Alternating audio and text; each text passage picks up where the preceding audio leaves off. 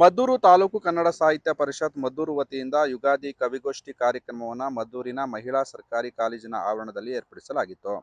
ಕಾರ್ಯಕ್ರಮವನ್ನು ಉದ್ಘಾಟಿಸಿ ಮಾತನಾಡಿದ ಜಿಲ್ಲಾ ಕನ್ನಡ ಸಾಹಿತ್ಯ ಪರಿಷತ್ ಮಾಜಿ ಅಧ್ಯಕ್ಷರಾದ ಡಿಪಿ ಸ್ವಾಮಿ, ಮಳೆಯಿಲ್ಲದೆ ಬರ ಬಂದಿರುವ ಈ ಕಾಲದಲ್ಲಿ ಸಾಹಿತ್ಯ ಕೃಷಿಗೂ ಕೂಡ ಮಂಡ್ಯ ಜಿಲ್ಲೆಯಲ್ಲಿ ಬರ ಬಂದಂತೆ ಕಾಣುತ್ತಿದೆ. ಇತ್ತೀಚಿನ ದಿನಗಳಲ್ಲಿ ಕವಿಗಳು, ಸಾಹಿತಿಗಳು ಕಡಿಮೆಯಾಗುತ್ತಿದ್ದಾರೆ. ಈ ನಿಟ್ಟಿನಲ್ಲಿ ಜಿಲ್ಲಾ ಮತ್ತು ತಾಲೂಕು ಸಾಹಿತ್ಯ ಪರಿಷತ್ ಹೆಚ್ಚಾಗಿ ಇಂತಹ ಕಾರ್ಯಕ್ರಮಗಳನ್ನು ನಡೆಸಬೇಕು ಎಂದು ಕಿವಿಮಾತು ಹೇಳಿದರು. ಕಾರ್ಯಕ್ರಮಕ್ಕೂ ಮುನ್ನ ಪ್ರಾರಂಭದಲ್ಲಿ ಜಿಲ್ಲಾ ಕನ್ನಡ ಸಾಹಿತ್ಯ ಪರಿಷತ್ನ ದಿವಂಗತ ಅಧ್ಯಕ್ಷ ರವಿಕುಮಾರ್ ಚಾಮಲಾಪುರ ಹಾಗೂ ಕನ್ನಡ ಚಲನಚಿತ್ರ ನಟ ದ್ವಾರಕೀಸ್ ರವರಿಗೆ 1 ನಿಮಿಷ ಮೌನಾಚರಣೆ ಮುಖಾಂತರ ಸಂತಾಪ ಸೂಚಿಸಲಾಯಿತು. ಕಾರ್ಯಕ್ರಮದಲ್ಲಿ ಹಲವು ಕವಿಗಳು ತಮ್ಮ ಕವನಗಳನ್ನು ಸುಶ್ರಾವ್ಯವಾಗಿ ವಾಚಿಸಿ ಕಾರ್ಯಕ್ರಮಕ್ಕೆ ಮೆರುಗು ನೀಡಿದರು. ವೇದಿಕೆಯಲ್ಲಿ ರೈತ ಕವಿ ದೋಚಿಗೌಡ, ಕಸಾಪ ತಾಲೂಕು ಅಧ್ಯಕ್ಷ ಕೊಣಸಾಲೆ ಸುನೀಲ್ ಕುಮಾರ್, ಪದಾಧಿಕಾರಿಗಳಾದ ಬಿಎಂ ಅಪ್ಪಾಜಪ್ಪ, ಧನಂಜಯ ದಸರಗುಪ್ಪೆ ಸೇರಿದಂತೆ ಹಲವರು ಉಪಸ್ಥಿತರಿದ್ದರು.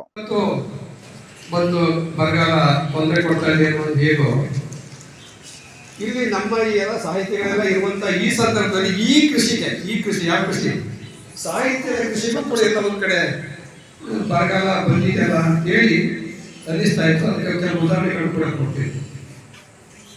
ಈ ಹಿಂದೆ ಮದ್ದೂರು ತಾಲೂಕಿನಲ್ಲಿ ಪಟ್ಟಿ ಪಡೆದ ಸುಮ್ಮನೆ ಕುತ್ಕ ಮಾಡಿದಾಗ ನೋಡೋಣ ಅಂತ ಹೇಳಿ ಹಿರಿಯರು ಒಂದು 25ರಿಂದ 30 ಜನ ನಮ್ಮ ಹಿರಿಯ ಸಾಹಿತಿಗಳು ಬರಗಾಲ ಸಿಗ್ತಾರೆ. ನಾನು ತಾತ್ಮಿಕ ಧನ್ಯ. ಅದು ಬಿಟ್ರೆ ನಮ್ಮ ಸುನೀಲ್ ಪೂರ್ವ, ನಮ್ಮ ಧನಂಜಯ ಈ ಏಜ್ನವರು ಅವರೊಂದು 20-25 ಜನ ಸಿಗ್ತಾರೆ.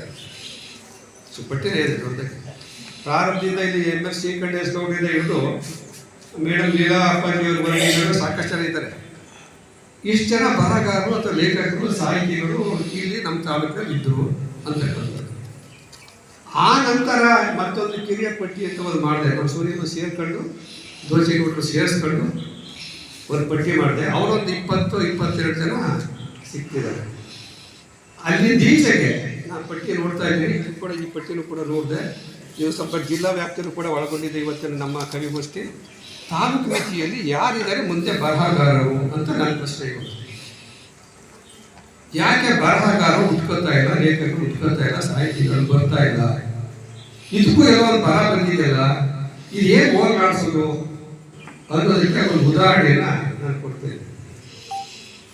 ಮತ್ತು ಈಗ ನಿಮ್ಮಂತ ವಿದ್ಯಾರ್ಥಿಗಳೇ ಬಹಳ ಮುಖ್ಯ ಆಗುವಂತ ಕಾರಣ ನಮಗೆ ನಿಮ್ಗೆ ಓದುವ ಅಭ್ಯಾಸವನ್ನು ಬೆಳೆಸಬೇಕು. ಮತ್ತೆ ಇಂಥ ಕವಿಗೋಷ್ಠಿಗಳು, ವಿಚಾರ ಸಂಕಿರಣಗಳು ಎಲ್ಲೆಲ್ಲಿ ನಡೀತಾರೋ ಕಾರ್ಯಕ್ರಮಗಳು ಅಲ್ಲಿ ಭಾಗವಹಿಸ್ಬೇಕು. ನೀವು ಆ ಭಾಗವಹಿಸೋದ್ರ ಮೂಲಕ, ಓದುವುದರ ಮೂಲಕ ಇಲ್ಲಿ ಹೆಚ್ಚು ಜ್ಞಾನವನ್ನು ಬೆಳೆಸ್ಕೋಬೇಕು. ಮತ್ತೆ ಪದ ಸಂಪತ್ತನ್ನ ಹೆಚ್ಚು ಮಾಡ್ಕೊಳ್ಬೇಕು. ಇದು ಒಂದ್ ಕಡೆ ಆಗ್ಬೇಕಾದ್ರೆ ಈಗಾಗಲೇ 15 ಜನ ಈಗ ನಿಮ್ಮಲ್ಲಿ ಗುರುಸಿದ್ರಲ್ಲ, ಗೊತ್ತಾಗಿದ್ದೀರ. ಇವ್ರಿಗೂ ತರಬೇತಿ ಆಗ್ಬೇಕು ಅನ್ನುವಂಥದ್ದು. ಒಂದು ಕಾರ್ಯಾಗಾರ ಆಗಬೇಕು.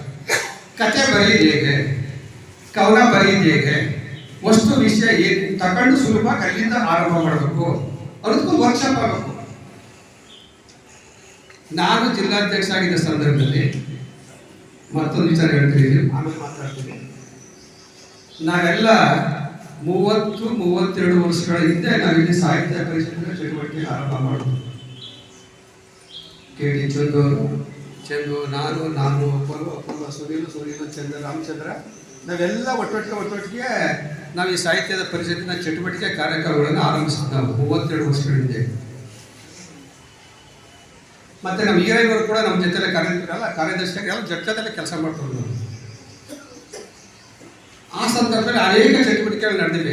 ಒಂದು ಪುಸ್ತಕ ಮಾರಾಟ ಮಳಿಗೆ ಇರ್ಬೋದು, ಮತ್ತೊಂದಿರ್ಬೋದು. ಬಹಳ ಮುಖ್ಯವಾಗಿ ಒಂದು ಕಾರ್ಯಕ್ರಮವನ್ನು ಮಾಡಿದ್ವಿ. ವೈಜ್ಞಾನಿಕ 2 ದಿನದ ಒಂದು ವರ್ಕ್ಶಾಪ್ ಮಾಡಿದ್ವಿ, ಕಾರ್ಯಾಗಾರ.